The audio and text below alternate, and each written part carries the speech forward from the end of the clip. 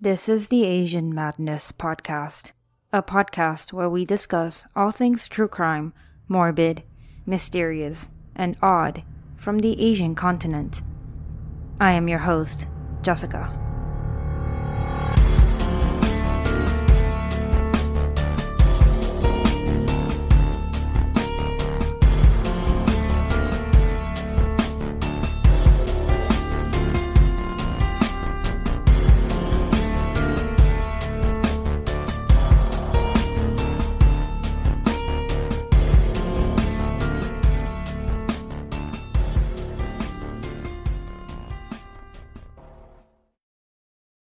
Welcome back to Part 2 of Road to Freedom.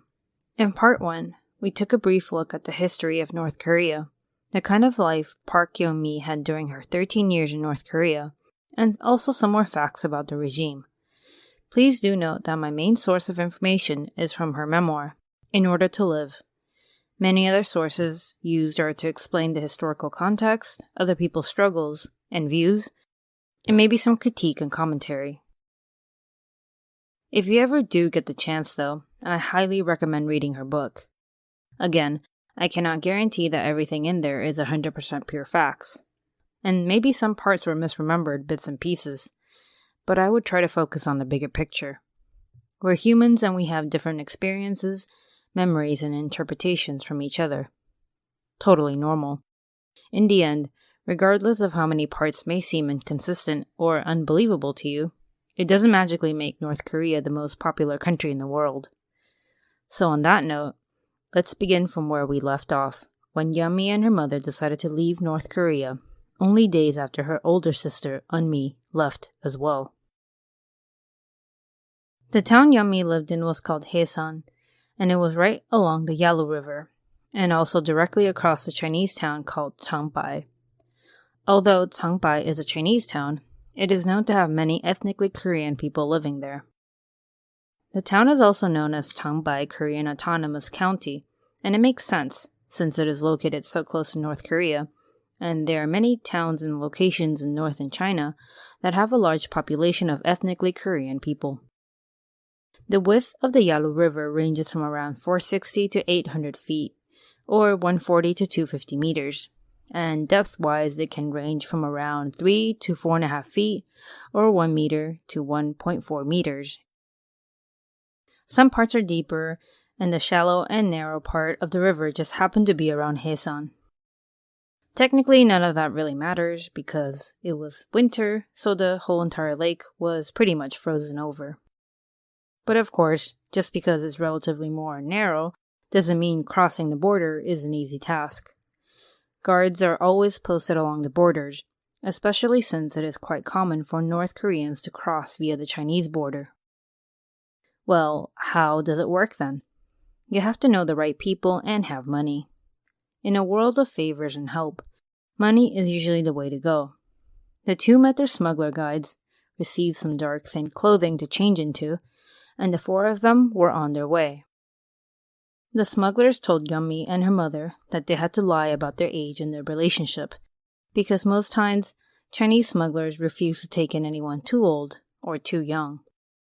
I think this preference for young women is quite telling as to what will happen once they arrive in China. They eventually arrived at a shack and were met by a Chinese broker, whom Yeon-mi recalls was fat and bald. The first traumatic incident occurred right then and there.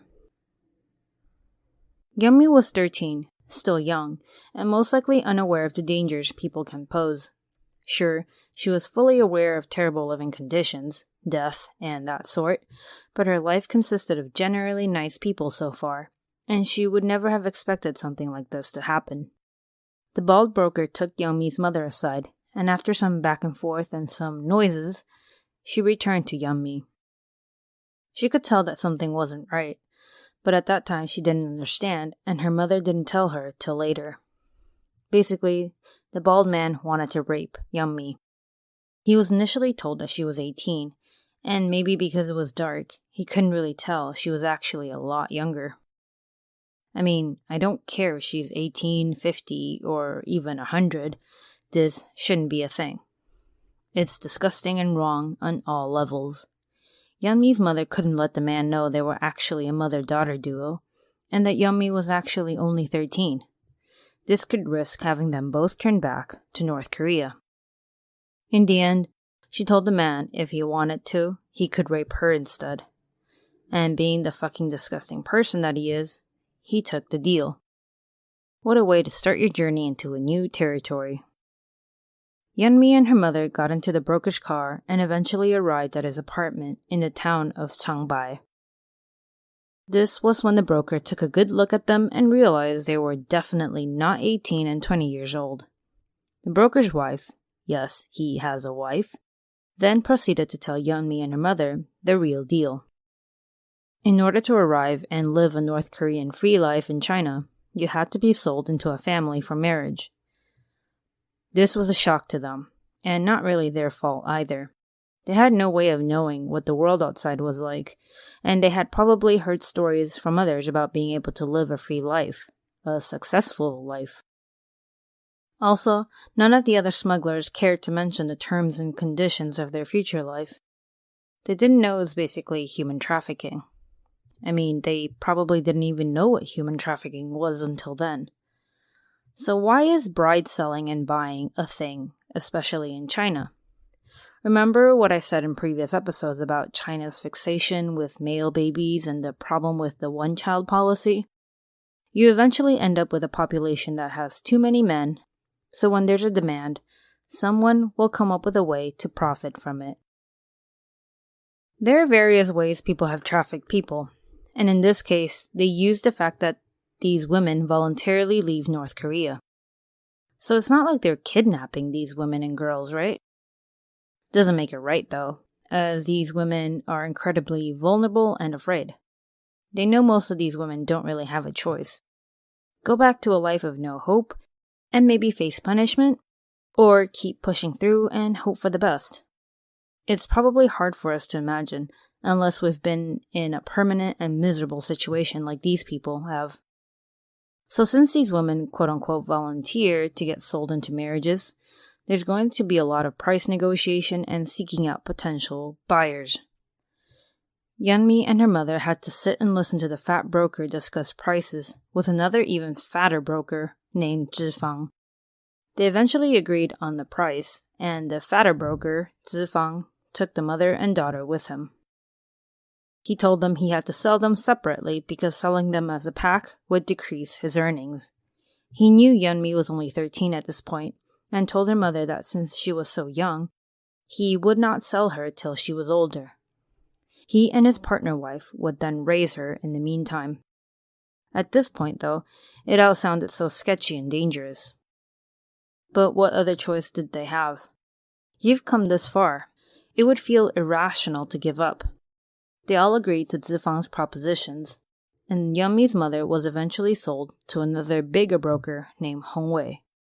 Here's a bit of info about him, as he will end up playing a huge part in Yeonmi's life during her time in China. He was a Chinese man, did not speak Korean, and only in his early 30s. He basically grew up in street gangs, but he was not just some punk. He had a mind for business, and by the time he was 15, he was running his own gang. He ended up switching over to the human trafficking business because it was very profitable at the time. He eventually sold Yeonmi's mother to a family of farmers for a whopping $2,100 US. A lot happened in the next few years, but let me try to give you the important bits. Yeonmi was young, so she was staying with Zifang and his partner, as he had initially proposed. But soon after her mother was gone, he tried to rape her. Yeah, we knew this was coming. She fought him off, and he knew that he couldn't physically hurt her because she was basically his merchandise. If she had bruises or was left hurt, it could affect his income. Bonus points too, since she was a virgin. He was so mad he decided to sell her anyway, dishonoring his promise.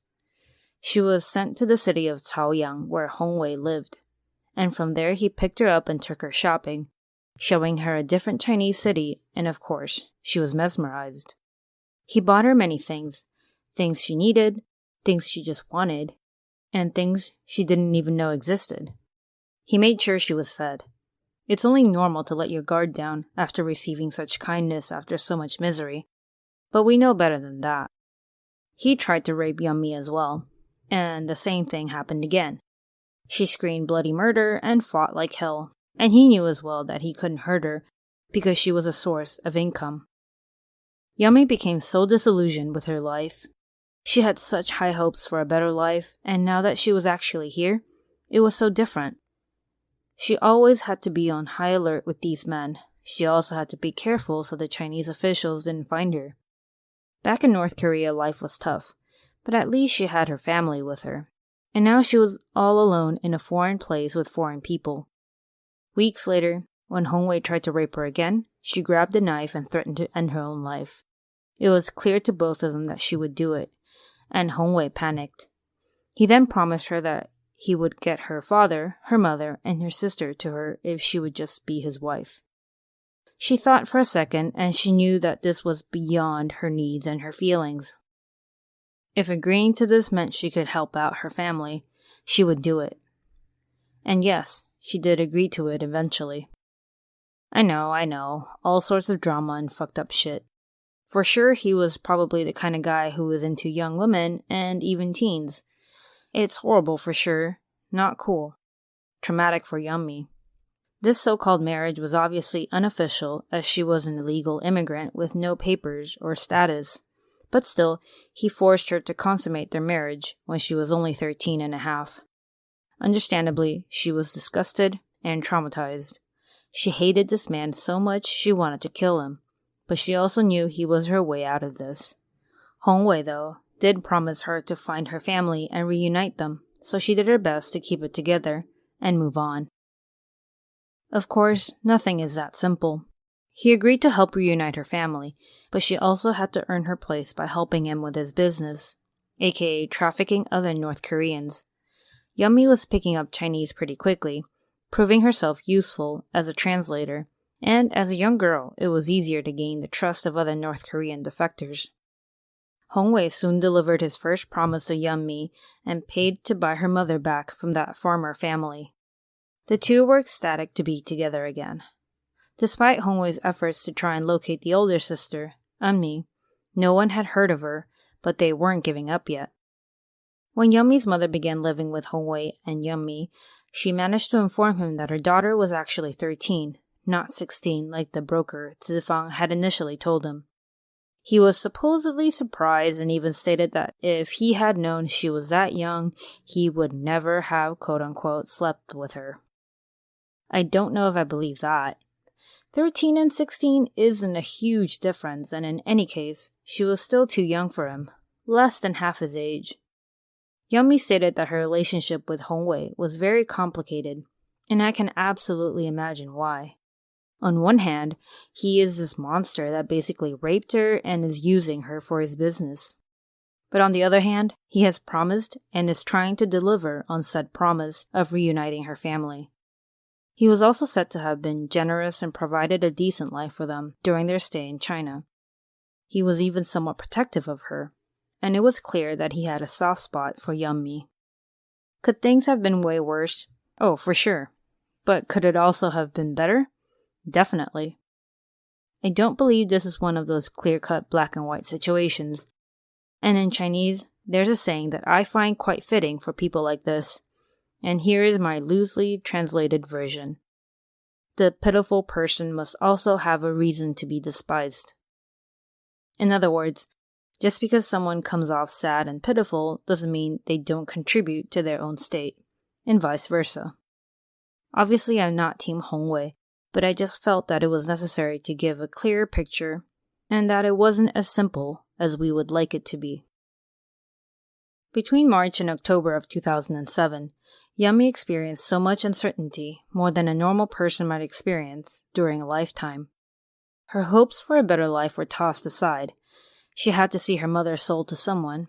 She encountered many other women who were just like her being sold to prostitution rings or families, and she got sexually assaulted multiple times, and so on. On the other hand, though, she did get her mother back and was able to dress well and eat well. During these months, she learned about human trafficking, prostitution, brothels, and women who were forced to stay in the sex business because of drugs.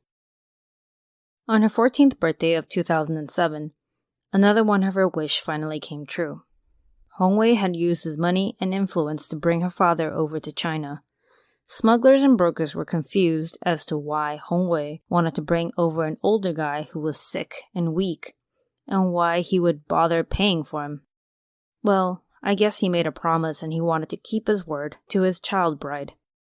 When Yummy's father appeared, there were hugs and happy tears, lots of catching up to do for sure. Hongwei bought all of their favorite foods and threw a feast for them. But due to Yummy's father being too sick and weak, he was barely able to eat much. After finding out about their situation with Hongwei, Yummy's father also developed very complicated feelings towards this man.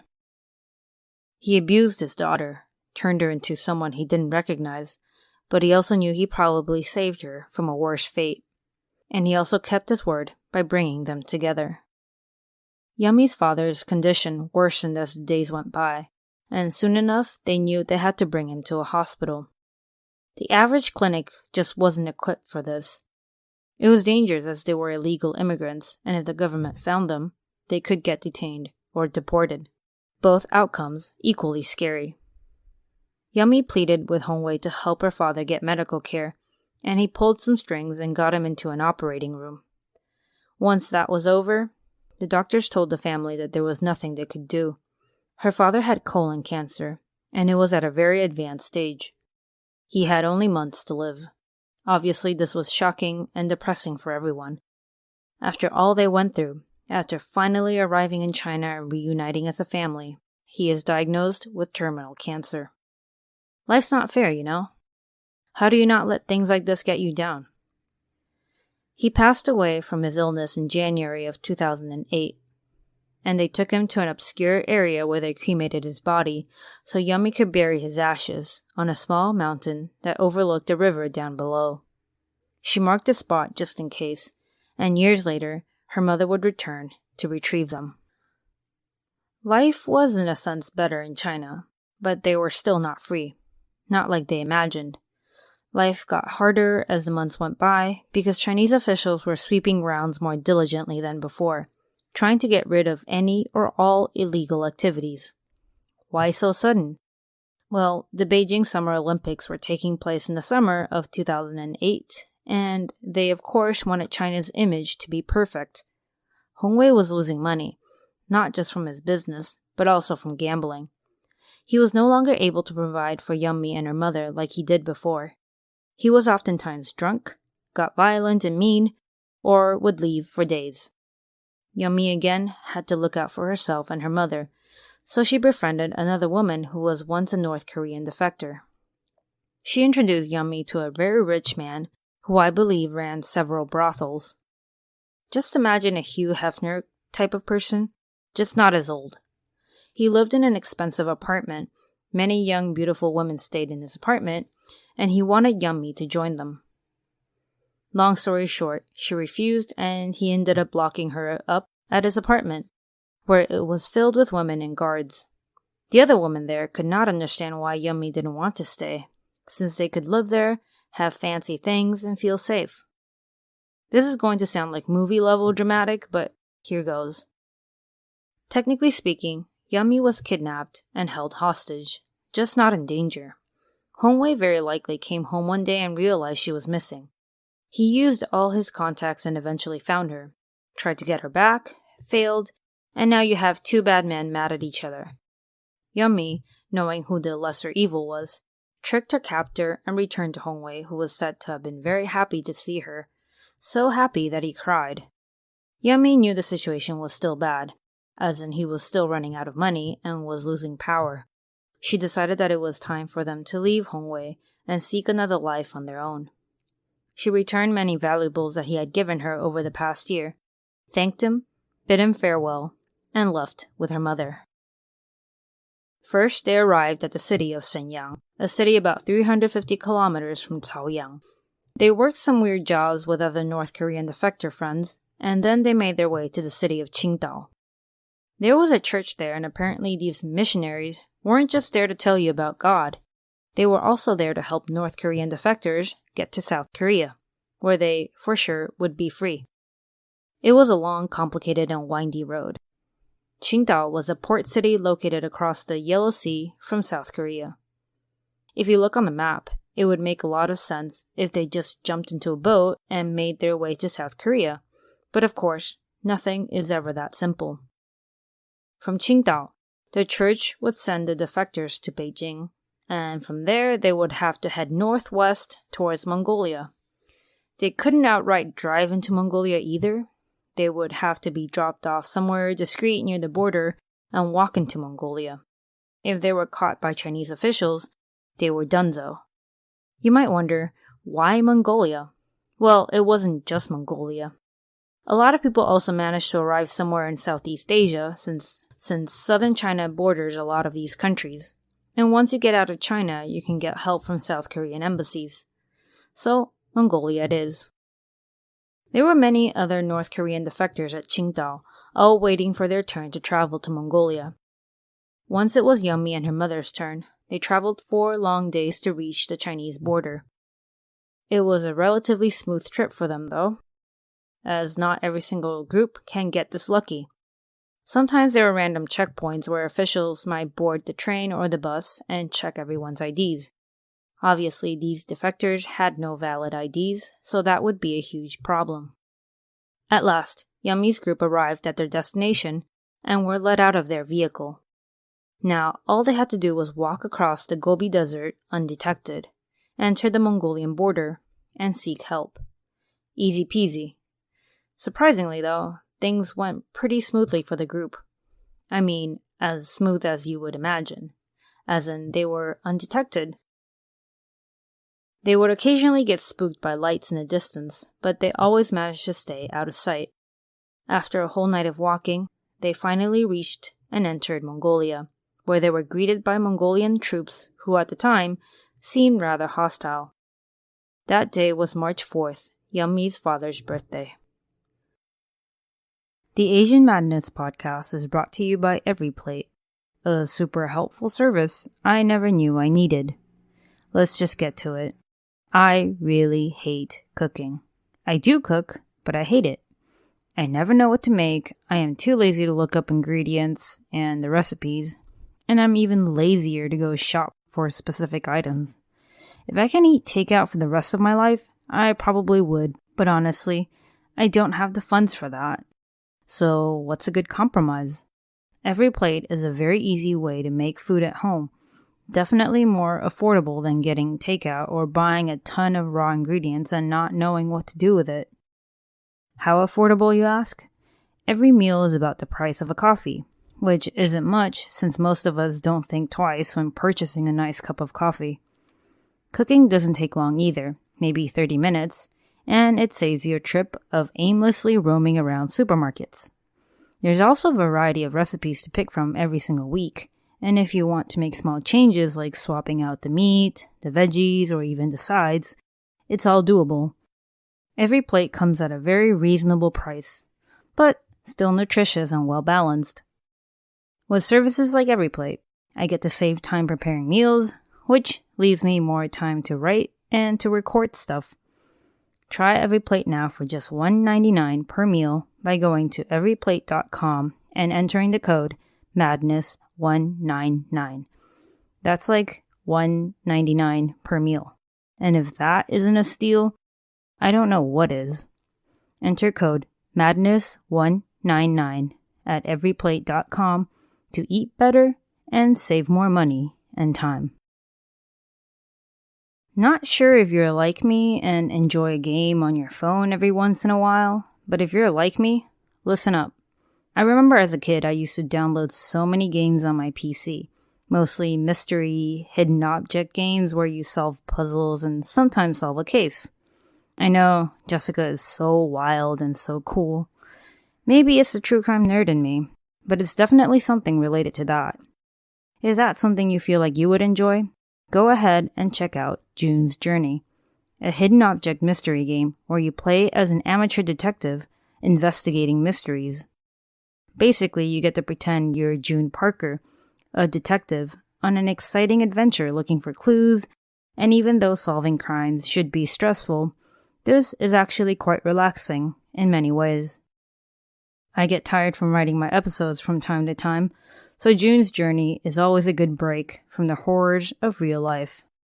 This game has over 30 million downloads, so I mean, the numbers do speak for itself. So if you're ready to awaken your inner detective, download June's Journey for free today on the Apple App Store or Google Play. Definitely a great way to exercise your brain while you have fun and relax. So, 'tis the season to be jolly and to again buy gifts for friends and family you care about. So let me tell you about a very useful product you or your loved ones might be interested in. You obviously want something useful and pretty, right? As an avid podcast listener, you need good earbuds. And in this day and age, we like them wireless. Raycon earbuds are seamless, comfy, noise isolating, and it comes with 3 sound profiles for your different listening needs, whether it's for podcasts, rock music, instrumentals, or hip-hop and EDM. Not just that, it has an 8-hour playtime and a 32-hour battery life, so you don't have to panic over your earbuds dying every time you're out running errands or commuting. This has happened to me, and let's just say it makes your day quite a bit more sad and boring. I walk my dog every single day, and since she can't talk to me, I put on my Raycon earbuds to walk her, so the walks are more pleasant and stimulating. No offense to my dog, of course. She's great company, just not great at holding conversations. Go to buyraycon.com/madness today to unlock deals up to 20% off your Raycon order. But please hurry. This offer is available for a limited time only, and you don't want to miss it. That's buyraycon.com/madness to unlock up to 20% off your Raycons. buyraycon.com/madness. Arriving in Mongolia did not guarantee immediate safety and freedom. They were questioned by Mongolian officers, searched extensively, and would spend nights at a dormitory-like room on the military base. Eventually, they were on their way to Ulaanbaatar, the capital city of Mongolia. No one was sure they would be able to get to their final destination, that being South Korea, or if they would get sent back to China, or worse, North Korea. They didn't speak the same language, officers were not the friendliest, and no one really knew what was going on. Weeks went by, and finally on April 20th, a South Korean diplomat picked up Yummy, her mother, and 6 other defectors and took them to the airport. They were finally heading to South Korea. It was, of course, her first time on a plane, which must have been exciting and terrifying all at the same time.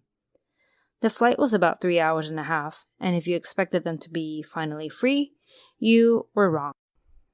This was the final step, yes, but there was still a lot of work to do. This process was handled by the National Intelligence Service of South Korea, which is basically the Korean CIA. They were all taken for a physical examination, and once that was done, they would be taken to the National Intelligence Center for further questioning and examination. It seems reasonable that these people who went through such bullshit to be able to have a life now that they arrived in South Korea, right? Seems that way, but no, can't catch a break.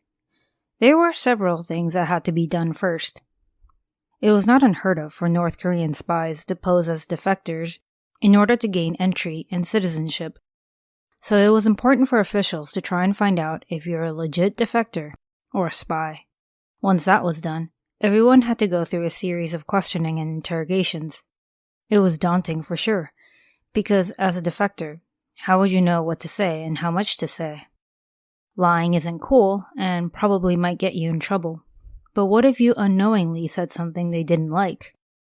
Sounds extremely stressful to me. It's almost like you're an innocent person getting grilled by the police for a crime, and although you want to be honest and open, they can still somehow use what you said against you and turn you into the bad guy. Yummy's group was not the first group to arrive in South Korea, nor will her group be the last. There were hundreds there already, and eventually it was time for Yummy and her mother to move on to the next phase of their South Korean life, the Hanawon Resettlement Center.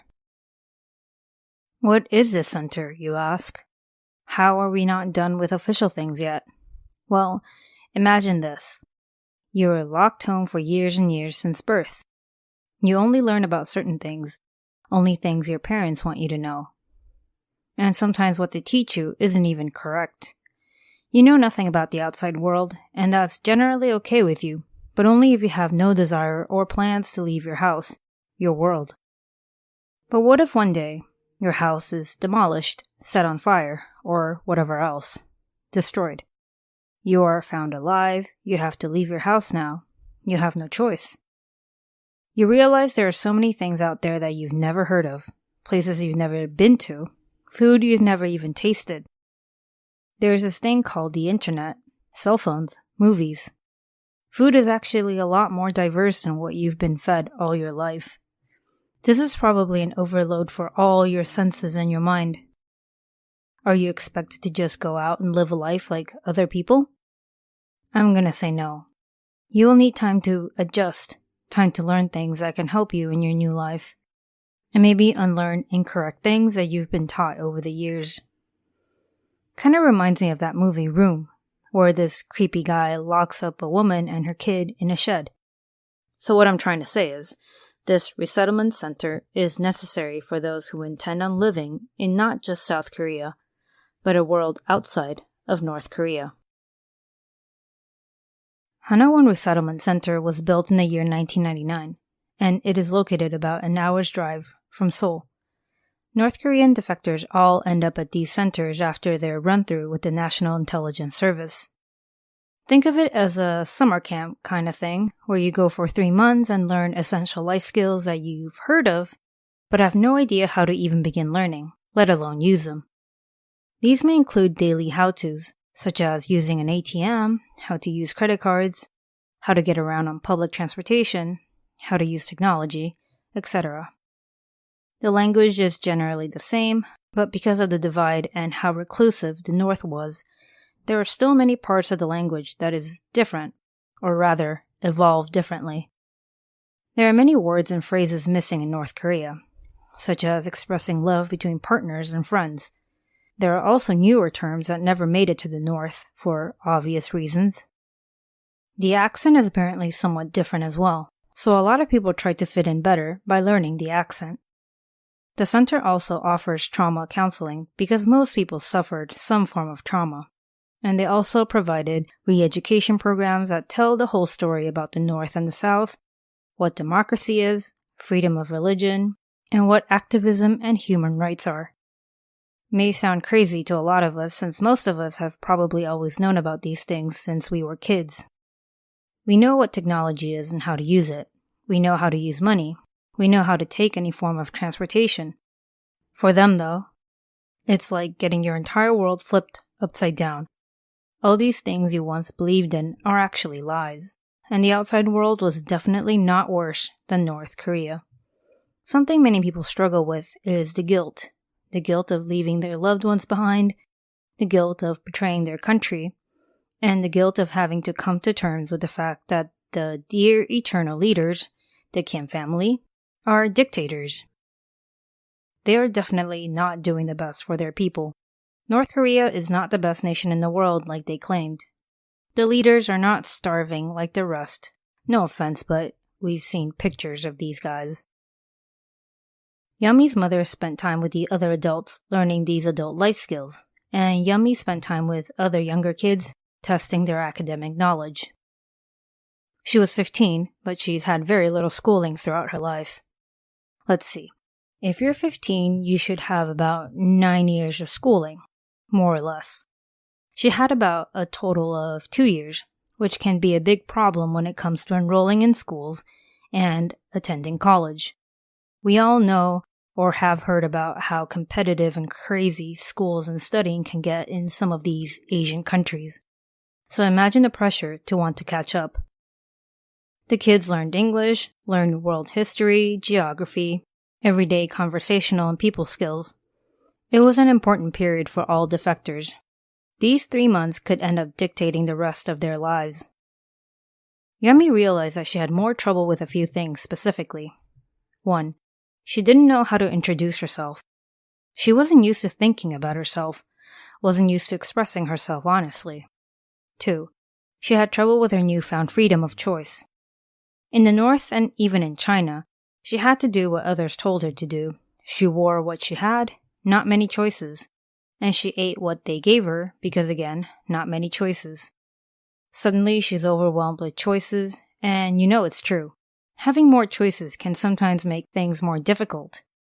I remember when I had to wear uniforms for school, I was so jealous of other schools that didn't require uniforms, where they could, quote-unquote, express themselves. Then, when I started going to a school that didn't require uniforms, I was constantly bothered with what clothes I should wear. This shirt looks nice, but it makes me look fat. This shirt fits me, but it makes me look boring. Does it look like I'm trying too hard? Are these pants too baggy? All that unnecessary stress. And then I began to miss uniforms. I know, it's really annoying. After 3 months of intense learning and training, Yummy, her mother, and several others received their official papers. They were now citizens of South Korea.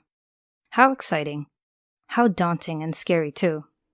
You had the government help you out for 3 months, and now it's all up to you. The government, of course, provided everyone with a resettlement package, which is necessary for these new citizens to start their new lives. How else would they pay for rent and groceries? Yummy's mother began to take up different jobs, and Yummy began to attend school. But she did a lot of bouncing around. She attended Christian boarding schools on and off, mostly because it was more welcoming of North Korean defectors. The cons, though, it was too religious for her, and she also felt like the curriculum wasn't challenging enough. She wanted to learn more and learn fast. She spent most of her time reading, absorbing new information, and trying to get her equivalency degrees. After almost 2 years of intense studying and test-taking, Yummy managed to get her diplomas around April 2011, which equates to her having graduated high school. She began to apply for universities and eventually was accepted in a police administration program. She wanted to help others like herself, and she wanted to overcome her fear of police officers. To get over that fear, she decided to become one of them. That dream didn't really end up working out because of her declining health. She wasn't sick or anything, she was just stretching herself out too thin, not eating or sleeping properly. Aside from her schoolwork, she also began appearing on South Korean TV shows, which were more entertainment-driven, but also used to educate the public on North Korean defectors. Yummy participated in these shows because she still wanted to find her older sister, and it's been more than 4 years since she's seen her. She hoped that maybe her sister was alive somewhere, and could maybe one day see this show and realize her family was looking for her. For the next couple of years, Yummy studied, took breaks from school, studied some more, went to the Philippines to study English, and traveled for Christian volunteer missions. As her volunteer mission was ending around November of 2013, she received a call from her mother right before Thanksgiving. It was a miracle. Her sister was alive and in South Korea. It was definitely something to be thankful for. Yummy hopped on the next flight back home, and her mother were allowed to go visit her sister at the resettlement center. It took a lot longer for Eunmi to arrive in South Korea, and one reason was probably because she took the Southeast Asia route. I mean, it's a long way anyway, so it's really hard to say. She also told Yummy that she never saw any of the shows she was in, and she had no idea that they were still alive. It was truly a miracle. At around 2014, the North Korean regime began to gain attention from the public, but of course, not because they were spectacular. There were threats of nuclear bombs, and then the United Nations released a report on all the wrongdoings and cruel treatments the regime was doing to its citizens. This caused a sudden need for the media to find North Korean defectors who will talk about their lives. Yummy was someone many reached out to, maybe because she had been on television, and maybe because she spoke some English. She had become a bit of a celebrity. She was interviewed by many foreign sources, and invited to be a speaker at all sorts of human rights events and conferences, including the One Young World Summit. Later that year, she began to work on her memoir, In Order to Live. She also moved to the United States in order to bring more awareness on topics like human trafficking and those suffering under the Kim government in North Korea. Despite her work, she continued to pursue her education. She was accepted into the Columbia University School of General Studies in 2016, where she majored in economics. She married an American man named Ezekiel in 2017. The two had a child together, but ended up divorcing in 2020. Okay, so that was the general crazy story of how a young girl managed to escape North Korea, the crazy things that happened during the 2 years she was in China, and her eventual life as a free woman. So I admit, her book was incredibly moving and I felt a ton of different emotions when I read it. Most parts made me appreciate my life more. Some parts made me really sad, and other parts were quite bittersweet, like her relationship with her family, and especially when she had that one boyfriend in North Korea, who swore he would come back for her and marry her. As for this boy, his father, who was working in the government's agricultural department, was accused of being responsible for harvest failures in North Korea. He was sentenced and thrown into a political prison camp. No one knows what happened to the boy and his mother. They just vanished. Very scary. Now, I would like to talk about some of the critiques I've seen and some inconsistencies others have pointed out about her life. I personally don't take everything I read word for word, even though it's hard because who am I to argue with someone's account when I have no first, second, or even third-hand experience? It's not that I don't believe her, I just know that our memories are not necessarily accurate. So remember, it's totally normal to not take everything word for word. In an article I found from The Diplomat, journalist Mary Ann Jolly points out some inconsistencies and questions she has in regards to Yummi's accounts. First of all, Yummi appeared in a few different TV shows in South Korea, one of them being Now on My Way to Meet You. It seems that the stories Yummi told the public were very different in contrast to the stories told by other girls on the show. In short, Yummi gave off a very quote-unquote rich vibe, and even Yummi herself found it strange when she was listening to other girls talk about their lives, as their experience in North Korea were so different from hers, so much worse. There were times she even thought these other girls were lying. Yummi's mother, who appeared on the show a few times with her daughter, was questioned on the tough life her daughter had talked about. And what did the mother say?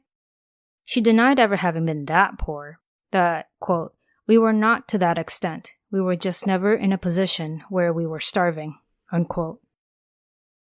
Many times after the show taping, Yummi would call her mother to share details and ask her questions. She apparently also had doubts about her memories, because she had to confirm with her mother. Another thing that was pointed out were the public executions Yummi supposedly witnessed. Many other defectors stated that public executions were actually banned after the year 2000, but Yummi allegedly remembers one from 2002. She also would give inconsistent details on why someone she knew got executed, which raised some eyebrows.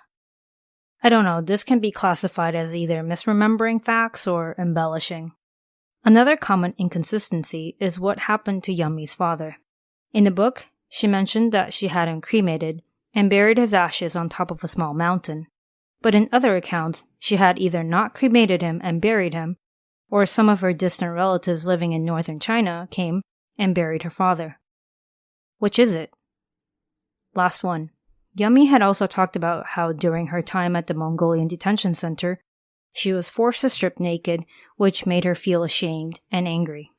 South Korean officials, though, denied this claim, as they constantly send officials to these detention centers to keep an eye on things, make sure everyone's doing okay.